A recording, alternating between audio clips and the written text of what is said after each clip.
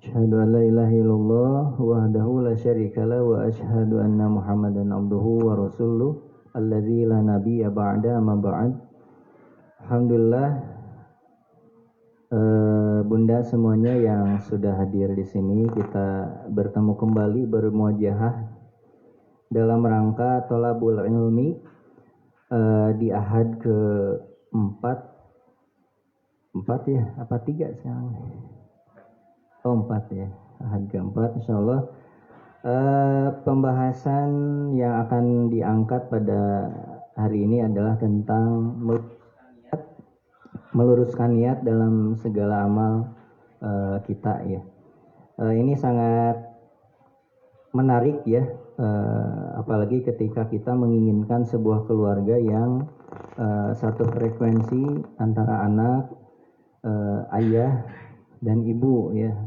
Jadi kita meluruskan niat dulu agar apa yang terjadi, masalah-masalah yang kemudian muncul itu dihadapi ya, di payunan ibunya sasarangan ku anggota keluargana dengan hati yang ikhlas. Tentunya apa yang kita amalkan kelak ya, ketika kita menghadapi masalah-masalah yang terjadi itu selain ikhlas juga harus tentunya harus sesuai dengan tuntunan Al-Quran dan Sunnah. Nah, apa saja poin-poinnya insya Allah akan dibahas langsung oleh Ustadz yang alhamdulillah sudah hadir di tengah-tengah kita. Namun sebelum ke kajian utama kita, ada beberapa informasi yang harus saya sampaikan. Di antaranya adalah tentang alhamdulillah penghimpunan yang didapatkan oleh panitia pembebasan lahan dan pembangunan sarana santri Sanggar Tahfidz itu sampai tanggal 23 Oktober kemarin berarti ya, totalnya 59.900 sekian. Alhamdulillah, dan kekurangannya masih cukup jauh ya, masih banyak 500 juta 80 sekian. Mudah-mudahan semuanya lancar, meskipun alhamdulillah kemarin gambar struktur bangunannya sudah tergambar dan insya Allah akan memberikan kenyamanan buat para santri tahfidz di sini, juga orang tua yang memang menginginkan fasilitas di Sanggar Tahfidz. Kemudian yang kedua, laporan canceling kajian yang sudah terhimpun itu totalnya masuk per tanggal Sabtu lalu di tanggal 16 Oktober totalnya 1.400.1.500. Pengeluaran canceling yang sudah terkumpul totalnya 820.500. Nah, ini pengeluaran ini tentunya kami alokasikan untuk kegiatan dakwah seperti ini. Kami alokasikan untuk kegiatan syiar, kegiatan kajian-kajian seperti ini ya. Jadi insya Allah yang Bunda semua titipkan di acara kajian-kajian parenting maupun tahsin yang Bunda ikuti ya, itu akan kami alokasikan untuk mensukseskan kegiatan tersebut. Kemudian yang terakhir, insya Allah di Sanggar Tahfidz akan launching program eksklusif terkait dengan kajian tahsin dasar untuk anak ya. Karena apa? Melihat di lapangan ternyata anak-anak butuh space waktu yang betul-betul fokus untuk ditahsin. Karena ternyata setelah kemarin seminggu LPS, laporannya hampir sama, kendalanya ditahsin. Nah, orang tua pengennya perfeksionis. Nah, kami juga pengen gitu ya sebetulnya. Cuman yang kami berikan baru satu pertemuan itu baru 1 jam. Ternyata di 1 jam juga belum cukup.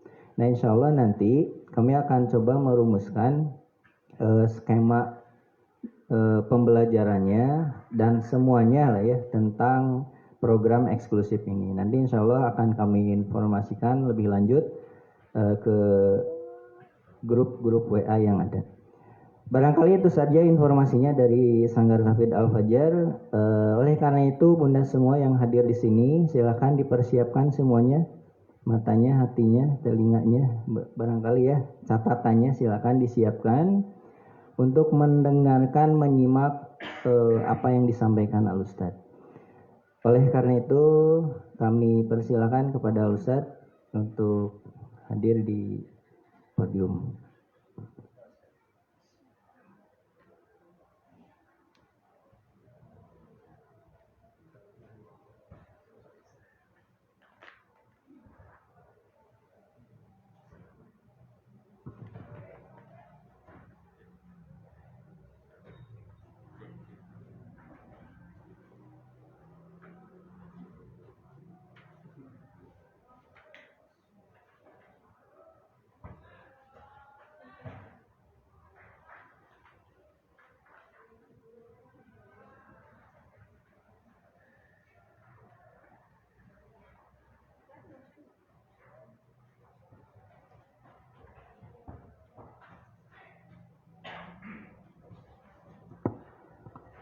Innal hamdalillah nahmaduhu wa nasta'inuhu wa nastaghfiruh wa na'udzu billahi min syururi anfusina wa min sayyiati a'malina may yahdihillahu fala mudhillalah wa may yudlil fala hadiyalah.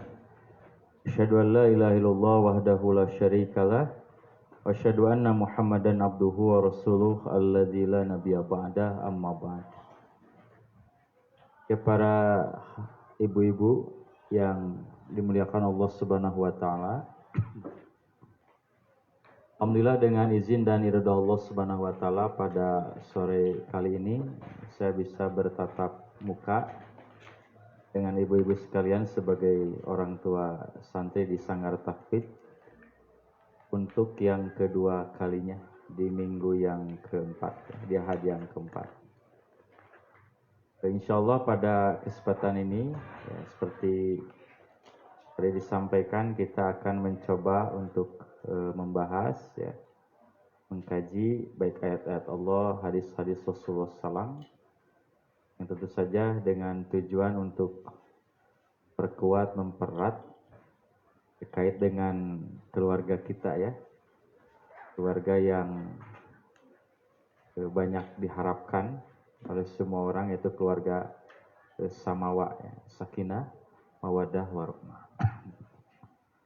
Nah, tema yang tadi disampaikan dan kita akan bahas pada kesempatan ini memang ya kalau dikaitkan pasti berkaitan dengan kehidupan secara khusus dalam keluarga, secara umum dalam bermuamalah dengan kebanyakan orang, yaitu terkait dengan upaya bagaimana caranya kita meluruskan ya, niat kita, niat untuk beribadah kepada Allah Subhanahu wa taala.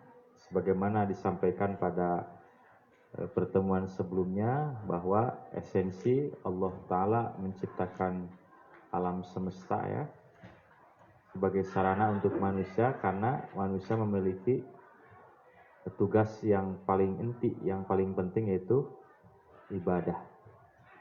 Nah, esensi ibadah adalah sebenarnya niat kepada Allah Subhanahu wa taala. Wa ma umiru illa liya'budullaha mukhlishina lahuddin. Adalah mereka diperintah untuk beribadah dengan penuh keikhlasan. Ya baik, telah ada 2 lembar ya, cukup panjang makalah di hadapan ibu semua. Mudah-mudahan ini jadi bekal ya ketika nanti sudah pulang ke rumah, bisa dibaca kembali, direnungkan, ya, dipikirkan ya, insyaallah. Ya para ibu-ibu dan dimuliakan Allah Subhanahu wa taala. Ya, ada sebuah hadis Nabi sallallahu alaihi wasallam yang sudah sangat dikenal ya, populer, dalam istilah sekarang mungkin viral, pasti diketahui ya, tidak hanya oleh orang yang berilmu, orang awam pun sama. Selama dia muslim, pasti mengetahui dan hafal hadis ini. Kan mungkin sebagian orang kafir juga banyak yang tahu dengan hadis ini. hadis ini sudah sangat akrab dengan masyarakat kaum muslimin. Itu hadis yang memang sebenarnya banyak diriwayatkan oleh ulama-ulama hadis, ya termasuk Imam Al-Bukhari. Hadis itu innamal a'malu bin niyati wa innama limri'in manawa. Dan riwayat lain wa innama likulli imri'in manawa. Dan seterusnya ya, kita potong saja. Hadis ini hadis tentang niat ya, dimana sebuah amal itu baik dan tidak, diterima dan ditolak, besar dan kecilnya nilai di sisi Allah Subhanahu wa taala itu didasarkan pada niat kita. Amalnya besar jadi kecil karena niat, amalnya kecil bisa jadi besar karena niat. Itu pengaruh niat. Nah, ternyata bila kita telusuri lebih jauh terkait dengan hadis ini, cara analisa ilmu mustalah hadis ya, ilmu kaidah-kaidah hadis, ternyata hadis ini terkategori hadis yang gharib. Gharib itu hadis yang asing. Ya, asing ya. Jadi tidak terkenal seperti yang kita saksikan sekarang ini ya, atau kita lihat sekarang ini di awal-awalnya. Karena hadis ini diriwayatkan melalui satu jalur seorang rawi ya. Kan hadis ada tahapan-tahapannya ya. Ada hadis gharib, hadis aziz, hadis masyhur. Nah, hadis gharib itu apabila seorang rawi ya, atau satu hadis yang diriwayatkan melalui seseorang, itu disebut hadis gharib. Ya, kalau gharib itu bahasa ini adalah asing, ya, tidak begitu dikenal. Hadis ini disampaikan oleh Nabi SAW kepada para sahabatnya. Cuma yang meriwayatkan di kalangan para sahabat itu tidak banyak. Hanya seseorang. Hanya seorang sahabat yaitu Umar bin Khattab. Padahal kita tahu kan banyak para sahabat yang meriwayatkan hadis. Abu Hurairah kan, Aisyah, Abdullah bin Umar, Abdullah bin Mas'ud dan lain sebagainya. Nah, hadis ini pun disampaikan kembali oleh Umar bin Khattab kepada murid-muridnya atau kepada generasi setelahnya. Itu generasi tabi'in. Nah, ternyata dari generasi setelahnya ini yang meriwayatkan hanya seorang.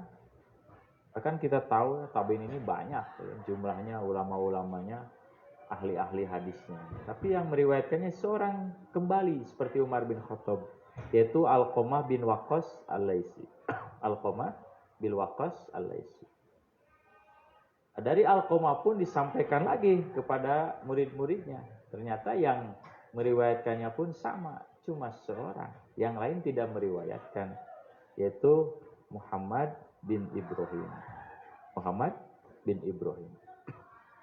Nah, barulah dari Muhammad bin Ibrahim disampaikan ya melalui Yahya bin Sa'id. Nah, baru dari Yahya bin Sa'id inilah hadis ini menjadi dikenal, viral, bahkan diterima oleh semua orang.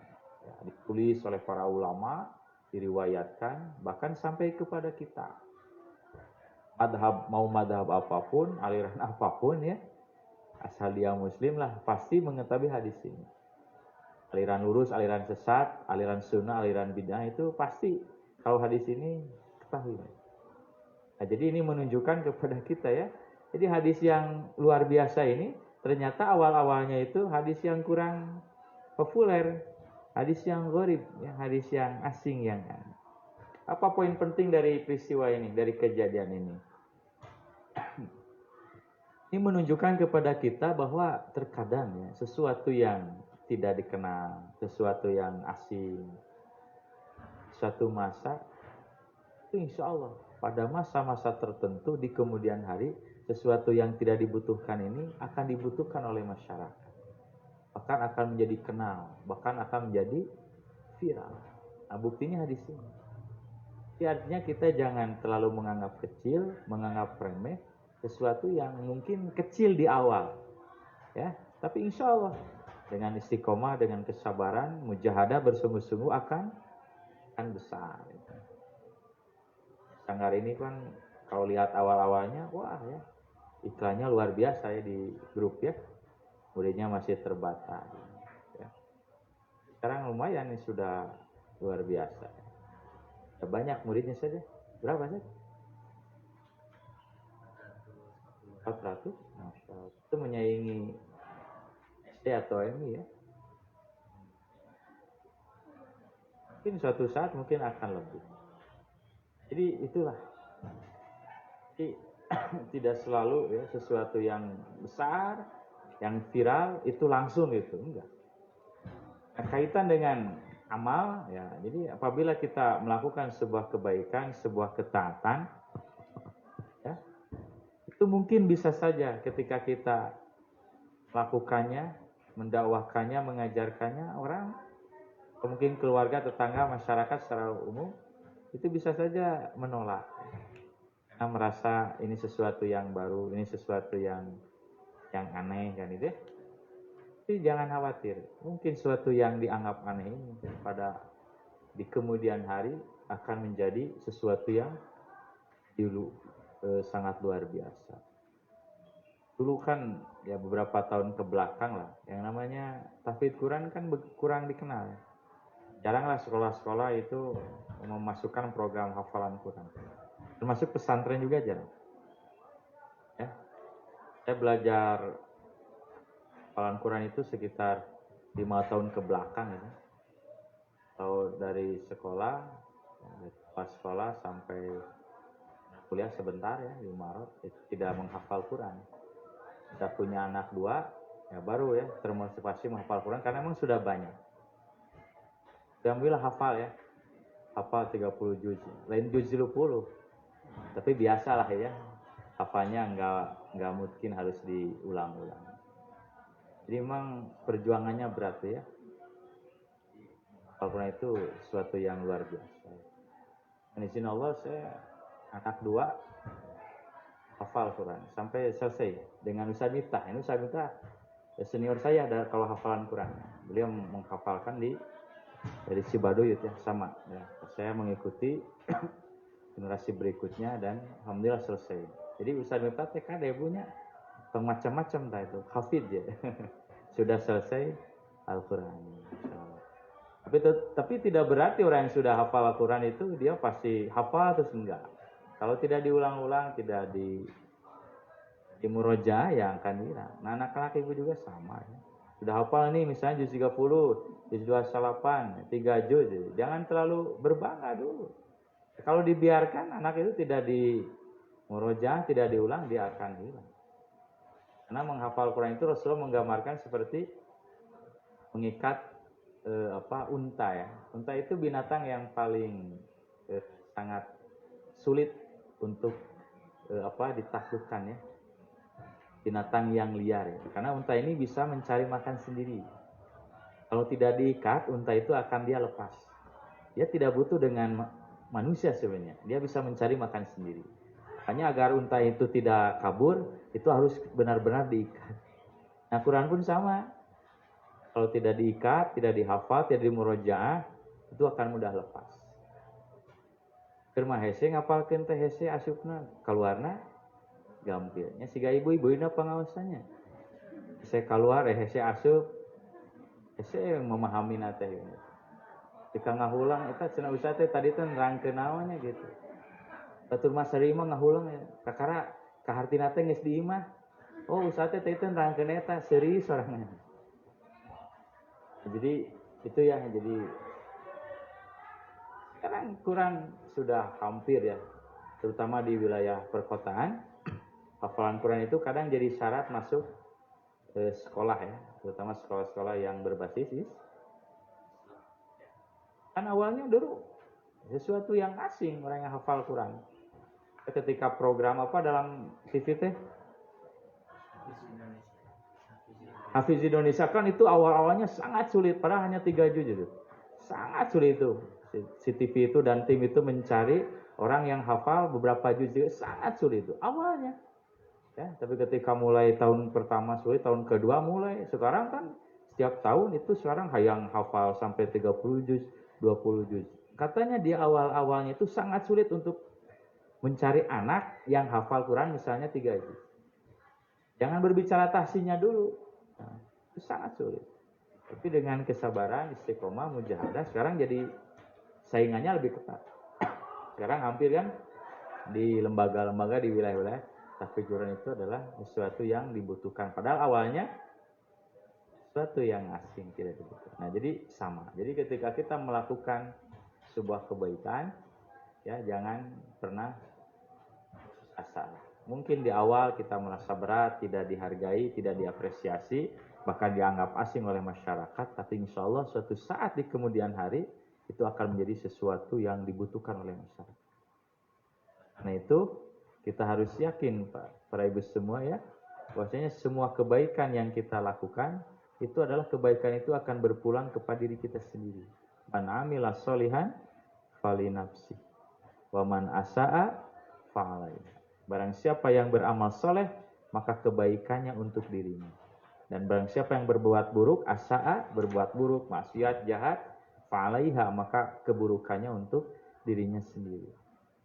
Cuma persoalannya tidak semua kebaikan yang kita lakukan, kita akan mendapatkan kebaikan seperti kebaikan yang kita sampaikan. Jangan berharap seperti itu. Bisa saja Allah memberikan kebaikannya lewat jalan yang lain, lewat bentuk yang lain. Yang jelas Allah akan membalas kebaikan kita. Seandainya tidak di dunia, tapi yang pasti kelak di akhirat. Baik, ada kisah yang sangat viral, populer ya. Apalagi bagi para santri ini sudah sesuatu yang tidak asing lagi. Sebuah kisah yang menarik. Dahulu ada orang tua yang sudah tua renta, sekitar usia 80 tahun ke atas ya. Dia sedang menanam pohon kurma. Jadi menancapkan pohon kurma. Kita tahu kan pohon kurma itu berbuahnya itu dari awal sampai berbuah itu kan perlu tahunan, bahkan mungkin perlu puluhan tahun. Sementara si orang tua ini, si kakek ini usianya sudah tua renta. Kan secara logika mungkin nggak dia akan menikmati hasil dari tanamannya itu.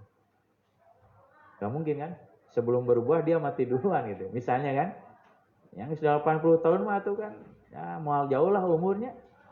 Ini 90 itu rada jarang. Karena umur umat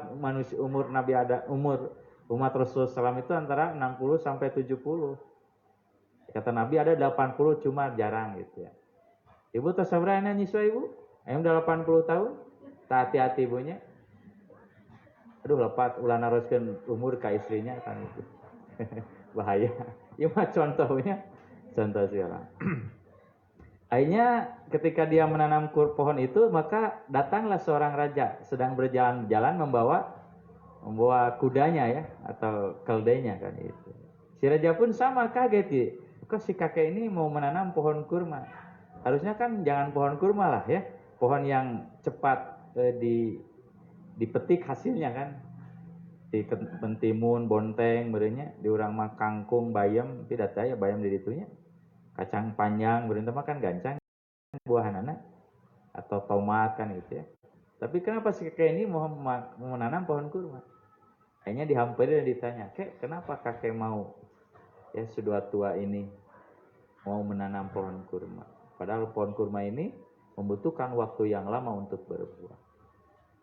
Tentu si kakek dia menanam sesuatu itu punya alasan. Dan dia sudah siap menjawab pertanyaan si raja itu. Maka dijawablah oleh si kakek itu, "Wahai raja, bukankah buah kurma yang kita nikmati, yang kita makan, kita nikmati, bukan hasil jeripayah kita menanam? Terus sabikun fakal. Bukankah orang tua kita yang menanam pohon ini, lalu kita yang menikmatinya?" Betul juga Bu ya. Buah anggur, buah jeruk, buah pepaya Bu ya. Kelapa muda tanya, anu kurang dileut hasil melaksa eta. Kelapa aja. Apakah hasil melak kita? Bukan kan, siapa? Orang tua kita yang mungkin sudah meninggal ini. Tapi kita yang menikmati. Torosasabikun fa'akal. Orang-orang tua kita terdahulu yang menanamnya, lalu kita yang menikmatinya. Apakah salah wahai raja apabila kita menanam pohon ini bukan untuk kita nikmati? Karena kita sudah menikmati, tapi untuk anak cucu kita di kemudian hari. Sama si raja, ibu sadenanya nguping jawaban Si Aki tadi lebih terkagum-kagum, luar biasa ya Aki tanya geus kolot tapi aduh jawabanna teh luar biasa, cerdas sekali.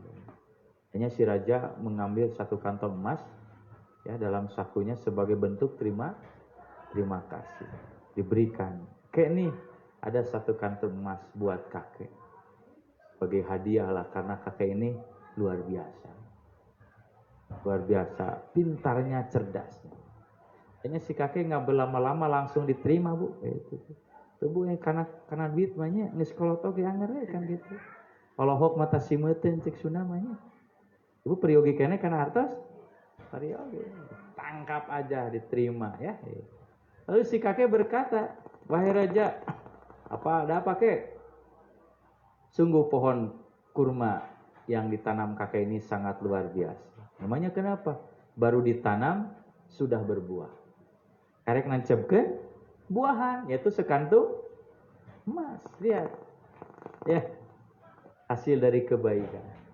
Ya, itulah. Jadi dia menanamnya berbuat baiknya melalui pohon kurma, tapi kan Allah membalasnya lewat jalan lain. Kalau menunggu lewat pohon kurma mungkin nggak keburu, ya. Mungkin dia mati duluan gitu ya.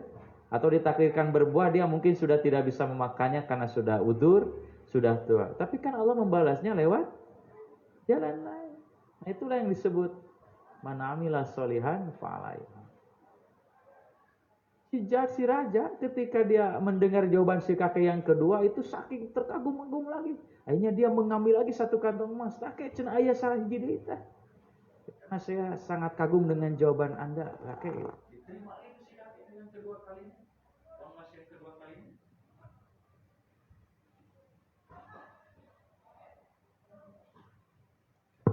Ya, cek. Ya, diterima lagi ya.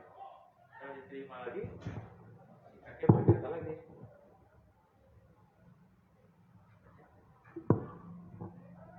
Si kakek akhirnya berkata lagi, wahai kakek, ada apa lagi raja? Ada apa lagi? Oke, kata si raja itu. Sungguh sangat luar biasa pohon kurma kakek ini. Biasanya kan pohon kurma ini berbuahnya setahun sekali. Tapi kalau pohon kakek setahun 2 kali. Dia baru menancapkan, sudah mendapatkan 2 hasil dari menanamnya itu 2 emas, 2 kantong emas. Luar biasa. Nah, jadi inilah para ibu saudara yang dimuliakan Allah Subhanahu wa taala ya, tentang beramal baik ya. Makanya ketika kita berbuat baik kepada anak dengan cara mendidik, mensekolahkan, mensolehkan, insya Allah ya, jangan pernah berharap kita mendapatkan kebaikan dari anak. Insya Allah, Allah pasti akan memberikan kebaikan lewat jalan-jalan yang lain. Tapi yang utama, yang paling inti adalah kelak kebaikan di akhirat akan kita terima. Orang soleh, anak soleh itu akan menyelamatkan orang tuanya dari azab Allah Subhanahu wa taala. Ada sebuah hadis, ya, anak yang hafal Quran itu orang tuanya akan diberi mahkota. Sebagai gambaran dia orang yang diistimewakan. Ibu yang dipasang mahkota. Ya, mahkota itu kan sebagai simbolnya orang yang penting. Kalau di dunia mah seorang raja kan, itu diberi mahkota. Iya, orang tua yang memiliki anak yang hafal Quran itu akan diberikan mahkota. Ya, itu jadi sangat luar biasa hadis ini. Ibu-ibu yang dimuliakan oleh Allah Subhanahu wa taala. Nah, hadis ini ya secara umum maknanya adalah innamal a'malu binniyat. Sesungguhnya semua amal itu atau amal-amal itu tergantung kepada niat. Artinya yang menentukan baik dan tidaknya amal seorang itu adalah niat. Orang munafik suka sholatnya. Orang munafik suka. Mereka suka sholat berjamaah di zaman Nabi SAW. Suka sodako, zakat, infak, suka. Suka berperang, suka. Suka umroh, haji, sama mereka juga ikut-ikutan. Tapi kenapa mereka ke neraka? Nah, jalan-jalan yang mereka lakukan adalah jalan-jalan surga. Tapi kenapa pulangnya ke neraka? Orang kafir juga mungkin sebagian ya ada yang peduli kepada masyarakat ya. Kan di sebelah sana itu kalau Idul Kurban Itu ada orang-orang Nasrani yang memberikan sapi kadang gitu, kadang domba. Ya, ini sebagai rasa kami mendukung gitu ya. Ibadah Anda ini aya sadomaeun cenah mangga bila bade dikurbankeun kan gitu. Itu ada yang diberi. Bahkan ada yang memberikan seekor sapi. Ya terlepaslah apa tujuan mereka, tapi realita kita melihat orang-orang kafir pun banyak yang memiliki kepedulian yang tinggi kepada sesama manusia. Apalagi di sebagian orang Eropa itu kan, ketika mereka berkunjung ke Indonesia itu mereka menemukan ada kucing-kucing jalanan, kucing garong, kucing naon ya. Jadi, ya, jadi kucing-kucing yang gitu ya, yang tidak ada pemiliknya kan. Di kita kan memang jarang lah orang yang mengurus kucing kan. Nah, kalau di Eropa katanya nggak biasa, kucing-kucing itu mereka dipelihara oleh pemilik-pemilik rumah. Nah ketika mereka datang ke Indonesia kaget, oh kenapa ada binatang-binatang yang kurus, kayaknya, yang sakit-sakitan. Itu mereka tangkap ya, kemudian mereka obati, ya. Mereka pelihara sampai sehat lagi. Seperti sayang mereka pada binatang luar biasa. Kalau di kita kan, ya, kalau kucing maling lauk kan gitu, wah langsung kan ya. Yang punya lauknya manusianya marah kan ya. Langsung dibunuh atau langsung dikejar. Kalau di sana katanya enggak. Mereka sangat sayang kepada binatang. Sangat sayang kepada binatang. Padahal dia bukan orang Islam. Ya. Mereka bukan orang Muslim. Gitu. Saya pernah lah ketika dulu dengan anak-anak jalan-jalan ke kebun binatang ya. Bawa anak-anak main. Lihat ada orang pelancong ya. Melancong mungkin wisatawan ya dari orang Eropa. Ya, kalau kita makan-makan kan minum-minum ya. Makan, minum, botram lah gitu kan. Itu buang sampah di mana aja. Ya. So, kami kita ke tempat-tempat wisatanya, botram, meser makanan, buangan itu kan terpikir nggak untuk membuang sampah di tempatnya, walaupun sudah disediakan oleh pemerintah sekarang. Enggak kan? Di mana we kan gitu. Jadi saya lihat itu ada orang mana gitu ya, bukan orang kita ya, orang asing, orang Eropa. Ya justru dia membawa makanan gitu kan, sampahnya itu dia dimasukkan ke kantong kresek. Bahkan ketika dia lewat gitu kan, ada berserakan plastik-plastik, dia ambil.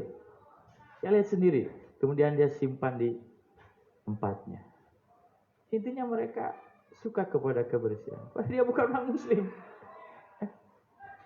Karena perintah untuk berbuat bersih itu adalah di dalam syariat Islam ya.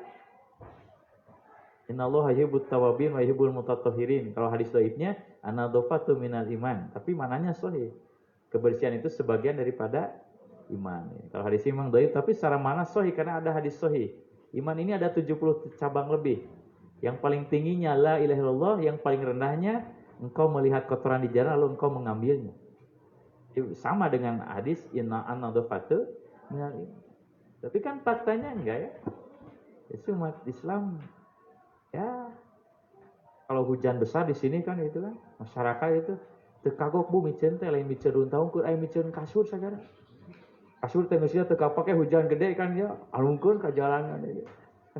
Atuh kebagian banjir saya di Gang Laksana. Jadi korban oge nya.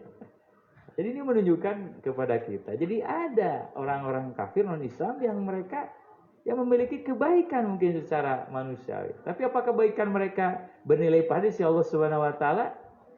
Ya enggak, ikan fitin. Kenapa? Karena niatnya bukan karena Allah.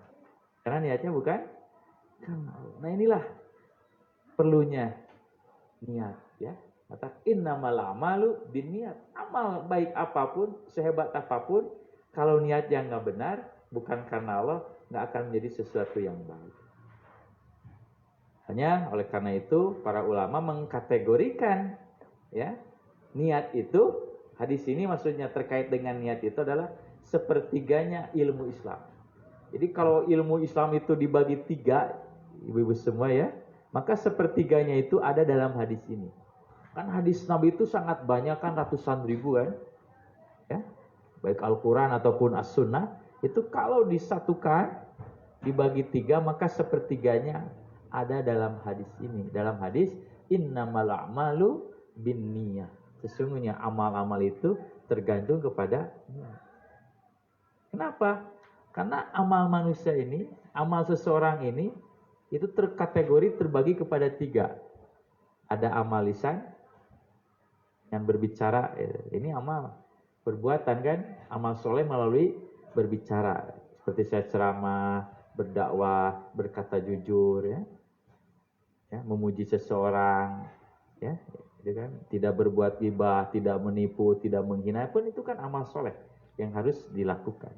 Ada juga amal anggota badan dengan tangan kita, dengan kaki kita seperti sholat, dengan perut kita seperti saum, dengan kaki dan gerakan yang lain seperti haji atau umroh, atau pengajiannya dengan akal kita, pendengaran kita, penglihatan kita. Nah, yang terakhir ada amal dengan hati. Hati juga memiliki beramal. Apa? Seperti ikhlas karena Allah, tidak berburuk sangka, harus selalu berbaik sangka, bersabar, khusyuk, tawakal, ya, tidak sombong, tidak takabur, tidak jumawa, harus bersyukur, tidak menggerutu, dan sabar. Itu kan amalan-amalan hati, ya. Nah, semua itu berpotensi bisa jadi pahala atau jadi dosa. Nah, dari 3 amalan ini, maka amalan hatilah yang paling tinggi nilainya insya Allah. Amal lisan, amal anggota badan, kalau tidak dibarengi dengan amal hati yang baik, itu akan sia-sia. Banyak orang berbuat baik tapi bukan karena Allah. Orang munafik bukan karena Allah, karena pamer ya. Ya, hanya amal baiknya hilang. Orang kafir berbuat baik kan, kepada sesama, membantu kan. Ya, mereka nggak mendapat apa-apa pada hari kiamat. Kenapa? Karena bukan atas dasar perintah Allah. Maka kita sebagai orang mukmin diuntungkan, ya. Ketika kita berbuat baik, niatnya karena Allah, ini perintah Allah, bahkan makan saja, ibu-ibu semua, ya, makan saja pun akan berpahala. Apa makan berpahala? Karena makan kita niatnya adalah sebagai untuk mengumpulkan tenaga agar kita bisa beribadah. Tidur pun bisa jadi ibadah. Semua hal-hal yang kita biasa lakukan sebagai sifat kemanusiaan itu akan bernilai ibadah kalau diniatkan untuk beribadah kepada Allah Subhanahu wa Ta'ala. Nah, pada makalah ini saya sampaikan 2 hadis, ya. Yang kedua mah cukup panjang, tapi kita ringkaskan sajalah, nggak usah dibaca semuanya, nanti saja dibaca di rumah masing-masing, ya. Jadi amal ini atau niat ini bisa menjadikan amal kecil jadi besar, amal besar jadi kecil, bahkan bisa hilang. Pertama dulu, ya, contoh pertama, amal kecil bisa jadi besar, itu karena niat. Itu hadis Nabi SAW yang diriwayatkan oleh Imam An-Nasai. Ya, jadi buah ada, di mana Rasulullah SAW pernah bersabda, sabaqo dirhamun mi'ata dirhamin. Orang yang bersedekah 1 dirham, 1 dirham itu nilai terkecil, Bu, ya. Kalau sekarang mungkin berapa, ya? 1000, ya. Yang terkecil nilai uang itu berapa sekarang? 100. 100 berharga nggak? Meser 100, kenging naonnya ini? Kenging naonnya permen gitu? Ya. Sangat jarang, ya. Ya, kita sesuai hadis saja, ya. Jadi orang yang bersedekah 1 dirham itu nilai paling kecil, ya. Itu bisa mengungguli, mengalahkan pahala yang bersedekah 100 dirham. Secara hitungan matematik 1 dengan 100 besar mana? Bu, hiji sadirham jeung 100 dirham ageng mana? Secara hitungan 100 dirham. Namun sodako ieu nu sadirham, ieu 1000, ieu 100.000 ageng mana nilainya? Nu 100.000-nya. Berarti otomatis pahalana ge kadahna mah ageng nu 100.000-nya. Semakin besar akan semakin tinggi pahalanya. Tapi dalam hadis ini ternyata realitanya tidak selalu. Justru terkadang yang 1, ya, yang 1 dirham nilainya akan lebih besar daripada yang 100 dirham. Kenapa itu? Niat, Bu. Karena niat itu. Yang 1 mah dia sedekahnya 1 dirham, karena memang niatnya karena Allah. Ikhlas deh. Urang mau sedekah setik teh sok ikhlasnya. Pami ibu sodako 2.000 bunya ikhlas teh. Ikhlas pisan Pak Ustaz cenanya. Pami sodako 100.000. Sana batur teh sodako ngeluarkeun kenceng, ibu teh daerah batur ngenceleng urang teu ngeluarkeun pek teu aya nu 2.000 teh ka kantun di rorompok di bumi. Aya nu 50.000 kapaksa we disodakokeun ikhlas teh. Rada kapaksa bunya. Dalam bisa dipulangan mah hayang ting dipulangan kan. Ada Bu anekdotnya, nggak tahu kisah nyata atau tidak. Ada seseorang dia Jumatan kan, Jumatan kan biasa kenceleng ya kan gitu. Udah dia ingin mengenceng, memasukkannya seperti biasa 2.000 bunya. Ya mah contoh tapi tong diturutan. Karena lubangnya itu kecil kan, dimasukkan itu sangat susah. Akhirnya didorong kan oleh uang yang 100.000 dilipatkan supaya gitunya supaya masuk yang 2.000 itu. Karena didorongnya terlalu keras, akhirnya yang 100.000 pun masuk. Eta mah ngagebeg Bu Jumatan ge teu husu. Aduh aing tarik teuing cenah ngadorong duitna nepi ka 100.000 asup. Akhirnya dia tunggu kan. Selesai Jumatan biasanya langsung pulang kan salam teh, dia mau menunggu sampai jamaah bubar. Setelah jamaah bubar dia konfirmasi gitu kepada panitia DKM agar diambil lagi yang 100.000 lantaran tarik teuing bunya. Mata ibu ulah tarik teuing bunya.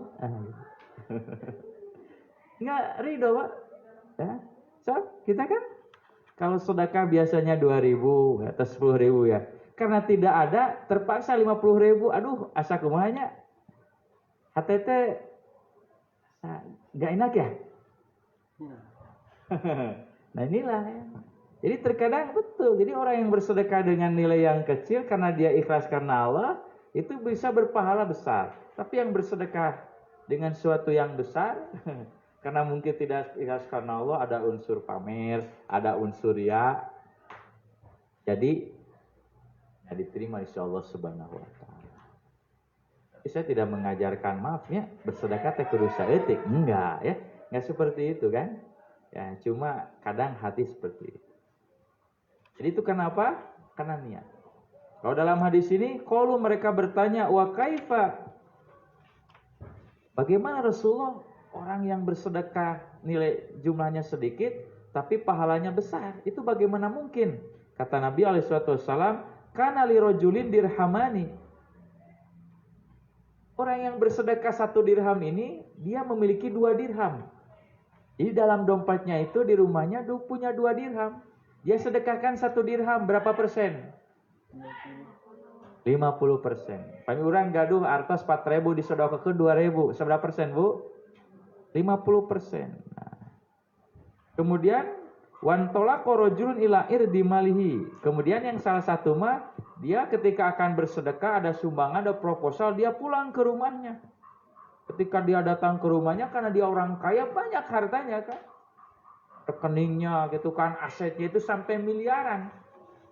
Tapi dia mengambil hanya misalnya 100 dirham, 100.000. Padahal uang di rumahnya itu miliaran. Dia ambil yang 100.000. Kalau dalam dompet Madinah dompetna aya 1 juta, dicanak hiji nu beureumna 100.000, berapa persen dia bersedekah? 10%. Anu tadi nu sadirham 50% ageng mana? Palingan sedekah teh sok leutiknya. Ya. Jadi ukuran pahala itu bukan ditentukan oleh ukuran jumlah nilai. Kalau ukuran pahala itu selalu ditentukan oleh ukuran jumlah nilai, atuh raos jadi jalma beunghar bunya. Enak jadi orang kaya. Ya, bagi orang kaya kan harta 1 juta kecil ya. 100 juta kecil, tapi bagi orang miskin Bu harta 1 juta Nah, makanya maaf ya kepada orang kaya di sini, yakinlah ada ya. Jangan Anda ketika berbuat baik itu selalu membandingkan dengan orang yang tidak punya. Ya, ketika orang miskin bisa bersedekah dalam membangun sebuah madrasah, masjid atau apapun 1 juta, orang kaya mau tong sarua 5 juta, jangan, itu masih kecil. Karena bagi orang tidak punya 1 juta itu mungkin sangat besar karena dia punyanya 2 juta, berarti dia sedekahnya 50%. Tapi bagi orang kaya yang hartanya miliaran, yang asetnya di mana-mana, rekeningnya luar biasa, akhirnya nyumbangnya 10 juta. Saya kira masih sangat jauh. Nah di kita ya suka dibandingkan dengan orang yang tidak punya. Itu karena apa? Karena niat. Jadi Allah Subhanahu wa taala menilai seorang itu dengan kemampuan kita. Jadi jangan kecil hati orang-orang yang tidak punya. Kita bersedekah atau membantu dalam proses pembangunan sanggar ini, ya nggak apa-apa. Mungkin nilainya kecil, gitu, tapi di sisi Allah bisa menjadi besar. Sabaqa dirhamun mi'ata dirham. Orang yang sedekah 1 dirham bisa mengalahkan yang sedekah 100 dirham. Karena apa? Niat karena Allah Subhanahu wa taala. Dalam Islam, orang berbuat baik, orang bersedekah, berinfak tidak dikhususkan bagi orang yang tidak punya, bagi orang yang mampu. Semua orang punya kesempatan. Ya. Nah, yang kedua, yang terakhir, ini hadis yang terakhir. Ya. Amal baik bisa menjadi hilang, bisa menjadi kecil, bakal hilang di sisi Allah Subhanahu wa taala ketika tidak disertai dengan niat yang ikhlas. Ini hadis yang panjang ya. Kita ringkaskan. Hadis ini disampaikan oleh Abu Hurairah. Ya, bahkan ketika Abu Hurairah menyampaikan hadis ini sampai 3 kali pingsan, Bu. Dia mau disampaikan pingsan, nunggu lama kan, sadar lagi, mau menyampaikan pingsan lagi sampai 3 kali. Kenapa? Karena hadis ini isinya adalah ada semacam ancaman lah ya bagi orang-orang yang seperti Abu Hurairah, ya, orang-orang yang berilmu. Mungkin termasuk ya saya sendiri ini sebenarnya ada ancaman terhadap hadis ini ya. Demikian juga orang-orang yang lain, orang yang berinfak, bersedekah. Nah, di sini bercerita tentang 3 orang ketika dia hidup di dunia memiliki amalan yang luar biasa. Yang pertama, orang yang berperang di jalan Allah Subhanahu wa taala, kemudian dia meninggal. Ya, meninggal di medan tempur. Masyarakat menilainya sebagai orang yang mati syahid. Yang kedua, orang yang menghabiskan waktunya untuk belajar dan mengajar. Dia membaca Quran, dia menghafalkan Quran, ya. Kemudian setelah itu dia mengajarkan Quran. Dia belajar susah payah kan ya. Dia hafalkan, setelah hafalkan dia ajarkan. Siangnya dia pakai belajar dan mengajarkan, malamnya dia pakai membaca Quran, begadang dengan sholat dan lain sebagainya. Ketiga adalah orang yang memiliki harta yang luar biasa. Dia bersusah payah untuk bekerja, mencari harta, mencari uang, tapi ketika uang didapat, maka dia infakkan, belanjakan kepada jalan-jalan kebaikan. Akhirnya pada hari kiamat Allah akan menghisabnya. Dipanggillah orang yang mati syahid ini. Ya, kata Allah Subhanahu wa taala, itu kan, apa ya? Pama amil tafiha. Allah menjelaskan tentang nikmat-nikmat yang Allah berikan kepadanya. Allah berikan nikmat keberanian, kecakapan dalam memakai senjata, ya, kemampuan dalam mengalahkan musuh kan gitu. Allah sampaikan dan dia pun mengakuinya. Ya, kemudian Allah sampaikan pama amil tafiya, lalu apa yang kau lakukan dengan nikmat yang aku berikan ini? Ya. Kata orang ini, qatal tufika hatta istashhadtu. Aku berperang di jalanmu sehingga aku mati syahid. Kata Allah, kadzabta, engkau telah berdusta. Jadi orang ini menganggap dia berjuang berperang di jalan Allah sampai dia meninggal dunia itu karena Allah. Ya, karena Allah. Tapi kata Allah bukan karena aku kamu berjuang, kamu sampai mengorbankan nyawa, meninggalkan keluarga. Tapi walakinnaka qatalta li an yuqala jariun. Tapi engkau berperang berjuang di jalanku agar engkau disebut seorang pemberani, seorang pahlawan. Jadi motivasinya ternyata bukan karena Allah, tapi karena ingin disebut pemberani, pahlawannya gitu ya. Dan itu sudah engkau dapatkan di dunia. Ketika hidup di dunia tuh, ketika dia meninggal dunia, wah luar biasa ya. Banyak orang yang menangisi kepergiannya, bahkan dicatat sebagai tokoh nasional, tokoh pahlawan, bahkan dijadikan nama jalan kan ya. Tapi kelak di hari kiamat ternyata bukan kebaikan yang dia terima, adalah keburukan. Kenapa? Karena punya niat yang terselubung dalam jiwanya, bukan karena akhirnya Allah pun menyuruh malaikat untuk menyeret orang ini, ditarik Bu ya kepalanya, rambut itu ditarik, digusur dan dilemparkan ke dalam neraka ya. Yang kedua Allah memanggil orang yang diberi kemampuan dalam menuntut ilmu, diberi kecerdasan intelektual. Dia belajar ilmu dan dia mengajarkan ilmu. Bahkan dia waqara al-Quran, dia mampu menghafal, membaca Quran secara fasih Bu ya. Fasihnya bagus, hafalannya bagus, suaranya enak gitu kan. Allah bertanya ya tentang menjelaskan tentang nikmat-nikmat, baik kecerdasan, nikmat bisa membaca Quran, menghafal Quran adalah dari Allah Subhanahu wa taala. Dan dia mengakui. Lalu kata Allah, "Fama amil tafiyah." Lalu apa yang kau amalkan, kau lakukan dengan nikmat tersebut? Orang ini ta'allamtul ilma wa 'allamtuhu. Aku belajar ilmu dan aku mengajarkan ilmu, wa qara'tu fika al-Qur'an, dan aku membaca Al-Qur'an karenamu ya Allah. Karena ingin mendapatkan pahala dan ridhomu ya Allah. Ini jawaban Allah. Walakin qala kadzabta. Engkau telah berdusta. Walakinnaka ta'allamtal ilma liyuqala wa qara'tal Qur'an liyuqala huwa qari. Akan tetapi engkau belajar ilmu itu agar engkau disebut orang yang berilmu. Disebut seorang alim, seorang profesor, doktor. Jadi bukan karena Allah dia belajar, tapi ingin mendapatkan reputasi popularitas. Kau belajar Quran, membaca Quran dengan suara yang merdu, kan? Agar kau disebut qori, sebagai ahli qiraat, ahli Quran. Kau disebut hafid, seorang hafid Quran.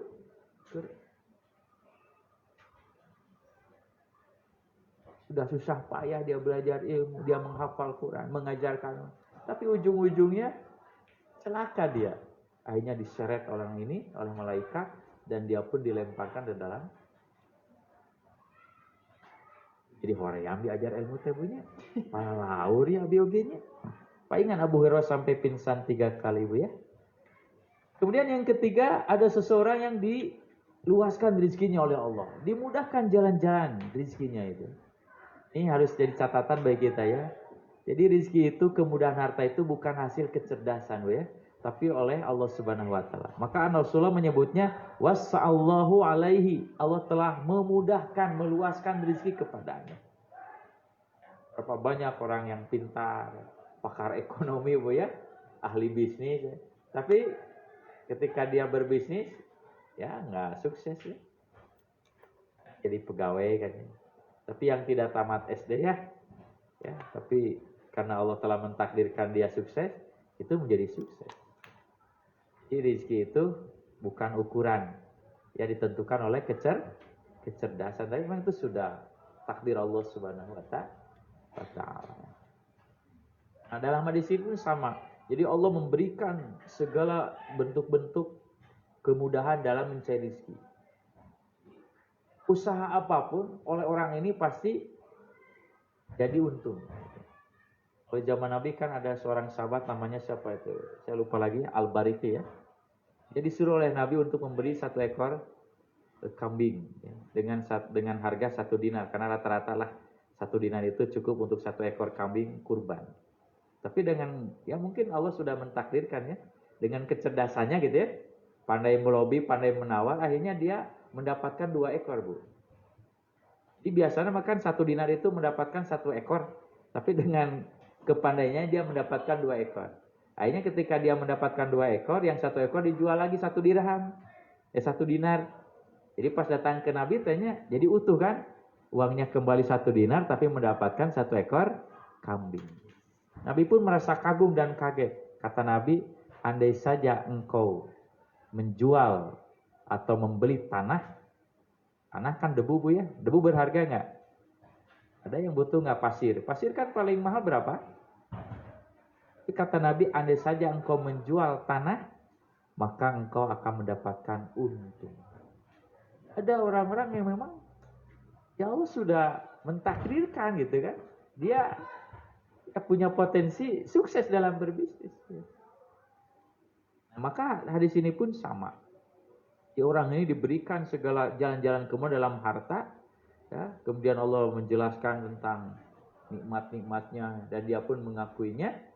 Maka kata Allah, fama amil tapi lalu apa yang kau lakukan dengan nikmat itu?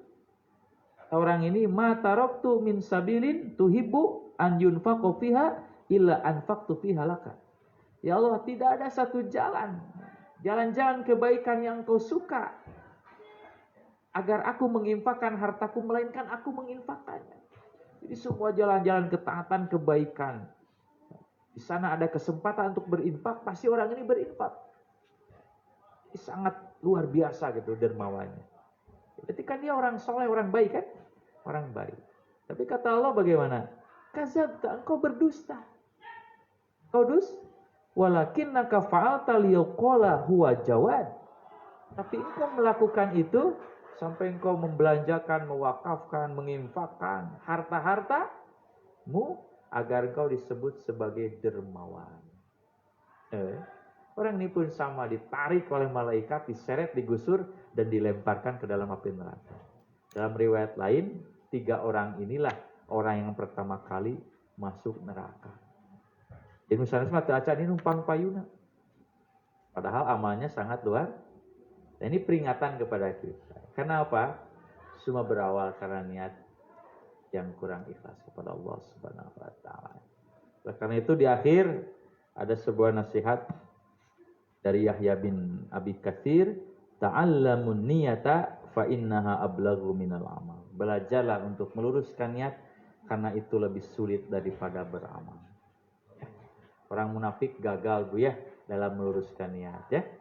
Padahal mereka ikut sholat mampu, berinfak mampu, berperang mampu.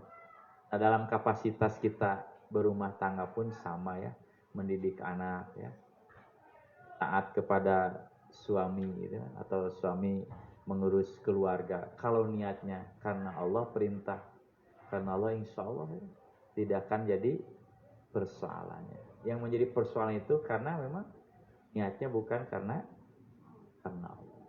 Semua berawal dari sana ya. Semua berawal dari sana. Insya Allah ya, segala sesuatu kalau dibarengi dengan keikhlasan mudah ya. Sekarang banyak mengeluhkan kan sulit mencari pekerjaan Bu ya. Pengangguran di mana-mana, PHK di mana-mana karena pandemi. Bahkan yang namanya pekerjaan banyak Bu ya. Sampah di jalan kan itu banyak sampah Bu ya.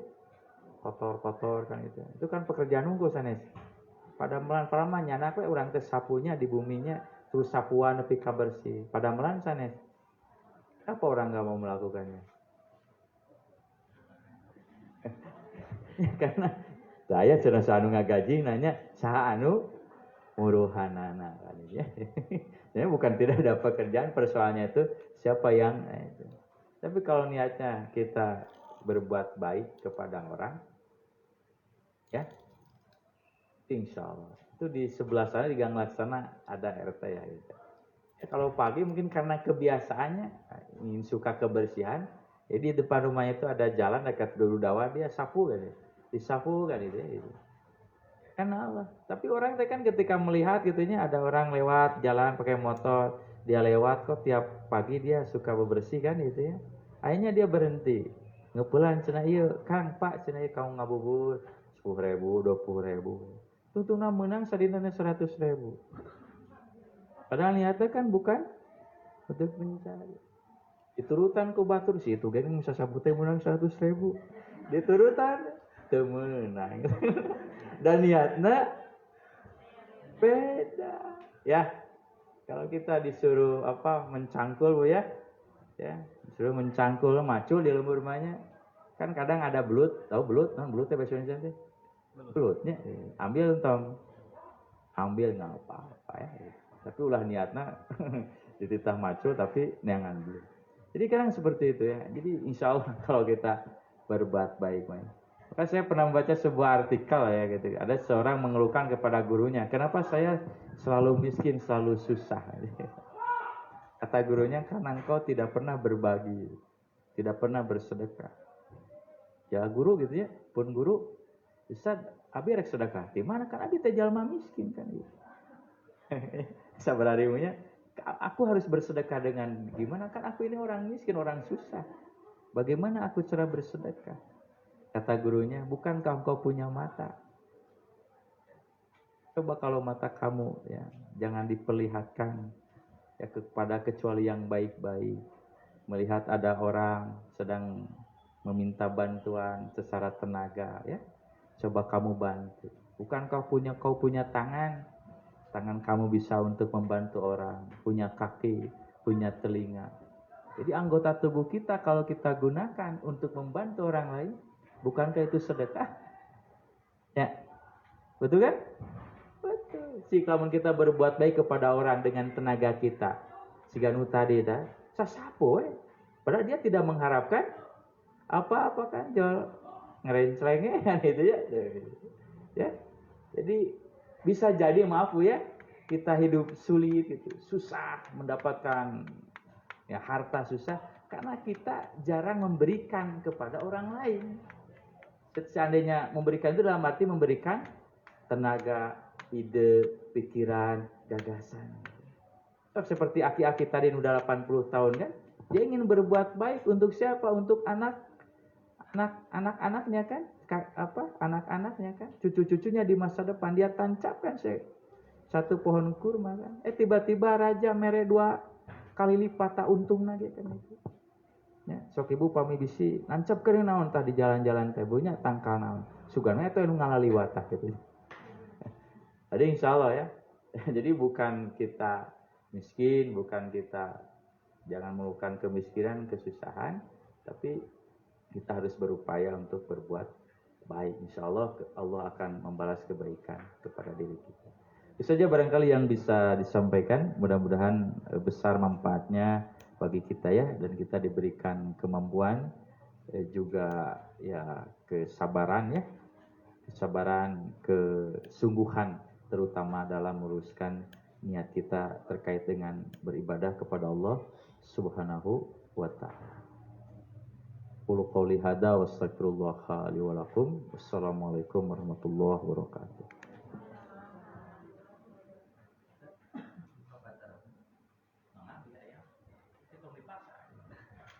Anu bade naros mangga.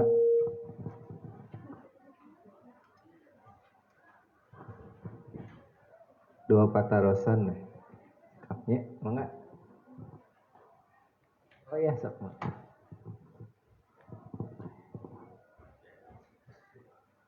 Bismillahirrahmanirrahim. Assalamualaikum warahmatullahi wabarakatuh.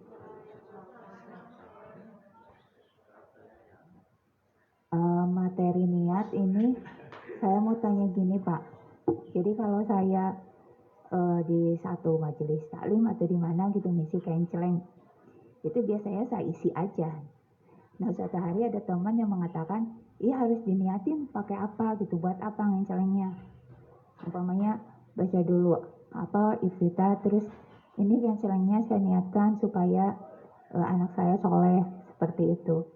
Nah selama ini saya tidak pernah meniatkan ngisi kenceleng itu untuk apa gitu, karena kalau di masjid saya percayakan bahwa itu untuk kegiatan di masjid, pasti untuk kebaikan dan sebagainya gitu. Nah apakah ada niat untuk pada saat kita mengisi kotak amal atau apa gitu, seperti itu. Terima kasih. Assalamualaikum warahmatullahi wabarakatuh.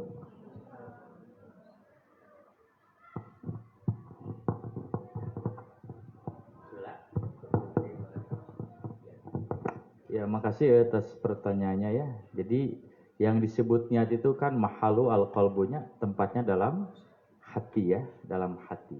Jadi ketika kita meniatkan sesuatu, kita meniatkan bersedekah, kita meniatkan berinfak, itu sebenarnya sudah cukup ya, sudah cukup. Dan tidak perlu dirinci. Ya, misalnya kita mau bersedekah harus diniatkan karena ini, karena ini, karena ini. Nanti kalau gitu nanti jadi susah ya gitu. Jadi niangan naon deui ieu atos nu teu acan naon. Jadi akhirnya teu janten atuh infakna gitu ya. Jadi tidak ditemukan lah ya dalam hadis-hadis Nabi alaihi wasallam itu ketika kita berinfak kita harus mengkhususkan niatnya untuk apa kan gitu. ketika ada sebuah masjid, lembaga-lembaga keislaman, ya, kemudian mereka menyebar ya infak, donasi, ya kita berhusnudon aja ya. Mudah-mudahan itu digunakan dalam kebaikan. Jadi ketika kita berniat untuk melakukan kebaikan, ya, itu insya Allah Allah sudah mencatatnya sebagai kebaikan. Kalau kita tidak tahu misalnya efeknya disalahgunakan, tetap pahala kita akan sampai. Pahala kita akan sampai. Itu ada hadisnya ya. Jadi ada hadis seseorang ingin bersedekah di malam hari. Kemudian dia bersedekah kan gitu ya. Dia bersedekah kan otomatis kepada orang yang tidak mampu. Ya. Pada yang tidak mampu kan? Ternyata yang menerimanya orang kaya. Ternyata yang menerimanya orang kaya di pagi hari gitu. Salah.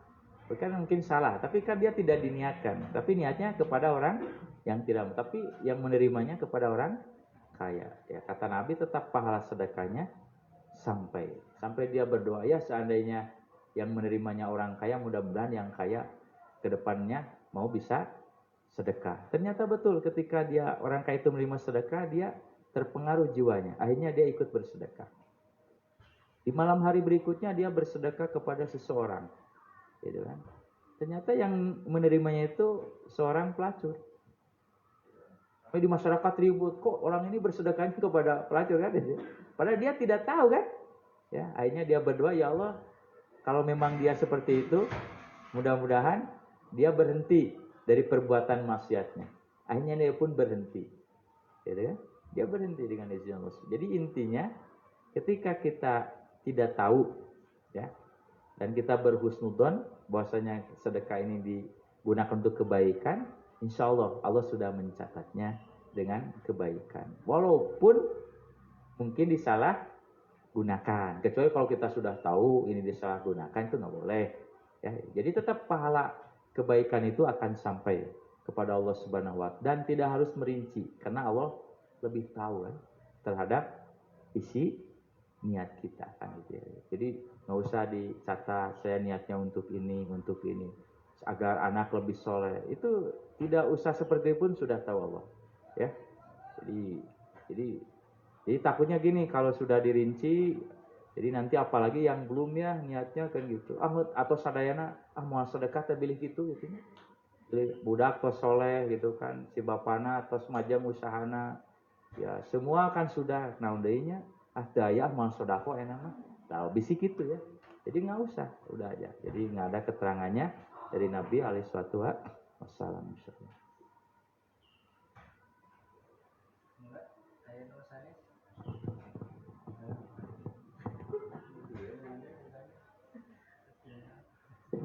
Assalamualaikum warahmatullahi wabarakatuh.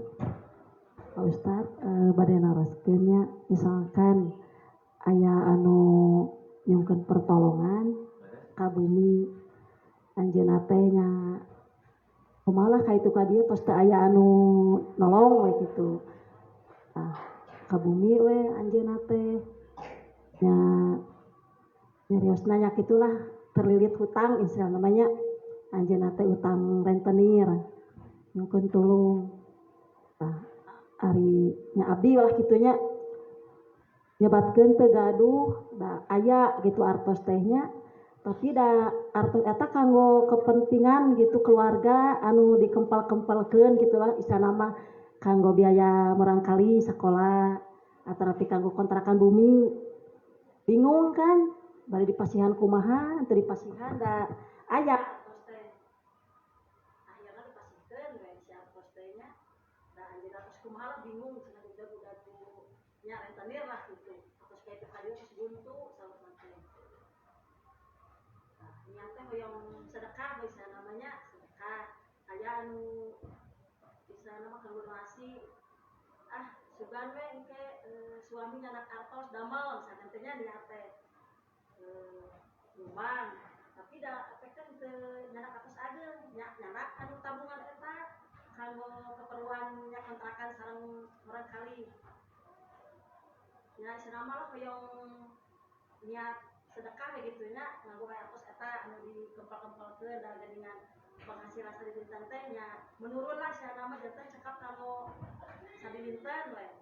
Nah akhirna mah nyanak kana artos eta aya nu nyukeun tulung kieu Duh bingung pasihan deui anu kanggo nya bener-bener ngamariogikeun eta teh nya pokona mah nu keturun teh akhirna mah si atos kontrakan kanggo eta teh nya tos kaya we kitu nya da kanggo wae hoyong sedekah tanapi naon lah terus aya nu ieu donatur sok pasihan da ngatosan dongkap atos ageng kiraha emutan teh kitu nya niat teh atos nu aya heula emutan teh sugana kamaya rezekina deui kitu nu ageng ai pas waktosna nya akhirna mah kalau kontrakan teh nya kacandak we kitu. Nah, Pak Ustad eta teh disebatkeun bersedekah maksakeun teu kitu disebatna kana kumaha. Tapi da niatna mah memang hoyong nya ieu bae da ngatosan atos ageng mah iraha kitu nu aya we eta tabungan kan cenah jangan menghitung-hitung harta kan sana mah ya udahlah nu aya we diieukeun wae kitu ngatosan muriogi kanggo sedekah kanggo naon lah kitu urang teh. Disebabkan memaksakan diri teu Pak Ustad tidak sesuai dengan ke penghasilan hasil nama gitu. Terus Pak Ustad jawabannya. Ya, Nabi alaihi salatu Allah Subhanahu wa taala surat Ali Imran nya nalika ngajelaskeun ciri jalma-jalma anu takwa ya, anu jaminanna surga panginten alladzina yunfiquna fis sarra wad dharra. Eta jalma-jalma anu berinfak bersedekah dina kondisi gampang, ya gampang teh panginten aya langkung tinu pokok. Tapi contohna ke kontrakan ya terus ada aya langkung ya gitu nya sedekah. Bagus ya. Tapi wadoro tidak hanya ketika dia dalam keadaan lapang, walaupun dalam keadaan sempit. Itu disebut aya ada aya, disebut aya. Tapi kebutuhan ini tercukupi. Tapi tetap dalam ayat ini kita dianjurkan untuk bersedekah, apalagi orang datang meminta bantuan dalam kondisi darurat, walaupun kita dalam keadaan sempit. Memang dalam kondisi tertentu ya harus maksakan, ya harus memaksakan. Ya. Apalagi kalau kita melihat perilaku Nabi SAW ke sahabat Nabi itu, sampai ada seorang di luar kota Madinah datang ke Madinah kelaparan. Dia beberapa hari belum makan, akhirnya Nabi mau menjamu. Pas Nabi mau menjamu, ya datang ke 9 istrinya. Gitu. Tidak ada yang masak. Ukur ayat cai boda sungguh. Siga iya teh cai boda. Jadi itu aya korma-korma acan. Bener lah ini. Ya. Akhirnya Nabi kan pulang lagi kan. Akhirnya Nabi menawarkan ke sahabat, siapa di antara kamu yang menjamu tamuku ini? Ayah ngacu ngabotol saya, Rasul akan menjamu. Dia bawa malamnya ke istrinya. Pasti bawa ke istrinya, ada makanan bu? Nggak ada, makanan sudah habis. Ayah ge keur barudak. Masya Allah kan. Pokoknya masa ini tamu Rasul dipulangkan lagi kan nggak mungkin. Udah aja lah, budak mah kumaha bawa urin lah gitu. Akhirnya budak itu, anaknya itu diajak bermain oleh istrinya sampai dia tertidur. Lalu dia menyediakan makanan anaknya untuk tamu. Sementara dia, suami dan istrinya belum makan. Untuk membahagiakan gitu kan tamunya, maka dia mengumpulkan dalam satu meja makan. Pas mau makan itu lampunya dipadamkan. Agar tamunya ini semangat makan, maka sama si istri dan suaminya pun adalah membawa piring dan sendok ya gitu. Dia seperti memakan ya, pura-pura makan karena nggak ada lagi makanan. Agar tamunya ikut makan. Akhirnya tamunya karena sudah lapar, sudah lama nggak makannya tidak luak liak langsung yang makan gitunya. Ya gitu. Padahal pribumi mah hanya makan angin gitu. Ya, akhirnya tamunya tidur dalam keadaan pulas, sementara pribuminya tidur dalam keadaan perut keroncong. Turun ayat ujian kepada mereka, wa yusiruna ala anfusihim walau kana bihim khasassah. Mereka adalah orang-orang yang mendahulukan kepentingan orang lain walaupun dirinya susah. Jadi memang kalau kita ingin terkategori ahli surga memang ada upaya untuk berbuat baik di saat tidak lapang. Karena neangan kalapangan kacukupan naon ukuranana. Samual aya ya entah laras pamit tadinya ieu atas kontrakan can sampurna ya donasi angkeweng nungguan leuwih kapan itu jaminannya. Gimana kalau kita meninggal di saat itu? Kan enggak tahu kan? Maka udah aja kita serahkan kepada Allah, tapi tentu dengan pertimbangan gitu ya. Misalnya di bulan ini suka ada donasi atau ada orang ini, berarti kita cari pos-pos yang lainnya. Sambil kita berikhtiar, berupaya, juga kita ya jangan terlalu menghitung dengan ukuran matematis ya. Selama kita takwa kepada Allah, wa may yattaqillah yaj'al lahu makhraja wa yarzuqhu min haitsu la yahtasib. Barang siapa yang bertakwa kepada Allah, Allah akan memberikan jalan keluar dan memberi rezeki dari jalan yang tidak ditentukan. Kata Nabi, anfik unfaq alaika, bersedekahlah, aku akan bersedekah kepadamu. Nah, ada orang yang ahli bersedekah miskin? Nggak ada. Justru miskin mah utara sedekah. Insya Allah nggak akan dihinakan lah oleh Allah ya, disempitkan di rezekinya kalau kita rajin bersedekah, walaupun kita memaksakan. Nah, memang harus memaksakan ya awalnya. Insya Allah. Saja barangkali Ustaznya pas tabuh 5 hawatas boleh sonton ting. Cek. Baik, hatur nuhun Ustaz. Jazakumullah khairan katsiran kepada Ustaz yang sudah memaparkan materinya luar biasa. Mudah-mudahan ini bisa diamalkan Ibu ya di rumah, dan mudah-mudahan nanti pas menyampaikan apa yang tadi disampaikan, terutama di hadis yang terakhir itu nggak pingsan mudah-mudahan ya. Luar biasa. Saya juga deg-degan gitu ya kalau memang aktif di dunia dakwah. Oh itu mah Bu, apalagi yang pengajar ya, terutama itu betul ini sebagai ancaman. Mudah-mudahan kita tetap ada di koridornya, tetap ada di jalannya, dan mudah-mudahan kita diberikan kemudahan untuk tetap istiqomah dalam jalan Allah Subhanahu wa taala. Baik, itu saja Bunda semuanya materi atau kajian di hari keempat ini. Kurang lebihnya mohon maaf. Aqulu qouli hadza wa astaghfirullaha li wa lakum. Wassalamualaikum warahmatullahi wabarakatuh.